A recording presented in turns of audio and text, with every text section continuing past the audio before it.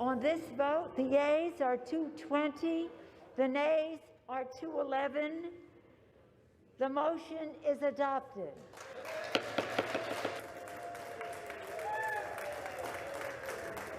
Objection, a motion.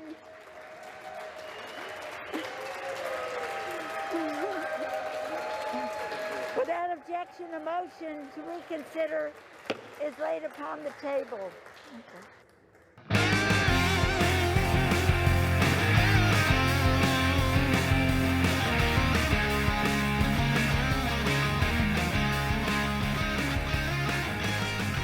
Welcome back to Politics for People.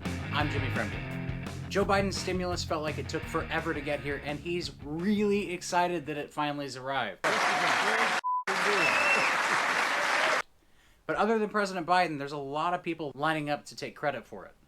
Today, we're talking about why taking credit is so important in politics and how taking credit in D.C. looks a lot different than taking credit at home.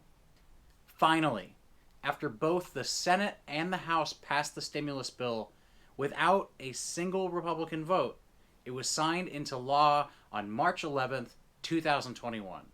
Included in this bill are $1,400 stimulus checks for people that make under $75,000 a year, which you probably already know about and might be a little bit excited. It also includes a fix for a law that allows for-profit college to prey on veterans and active duty military, and money to help schools reopen following the coronavirus pandemic. All in all, this Democratic-led $1.9 trillion COVID relief bill is one of the largest bills passed in the last few years, at least since a $1.9 trillion tax cut package was passed by a Republican Congress in 2017. On this vote, the yeas are 227, the nays are 205. The bill is passed. Without objection, a motion to reconsider is laid upon the table. Now, everyone wants credit, including the people that voted against it. Senator Roger Wicker, a Republican from Mississippi, sent this tweet applauding relief for restaurants and employees after the bill he voted against was signed into law.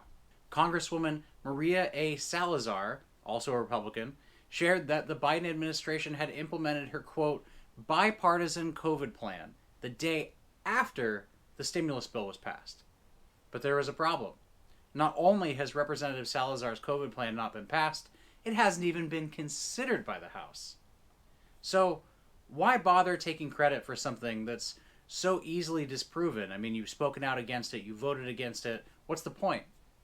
Well, it's because the COVID relief package is literally more popular than ice cream, with more than 70% of Americans supporting it and only 69% of Americans choosing the dairy treat I used to scoop in high school. It's a classic example of the extremes in Washington and at home.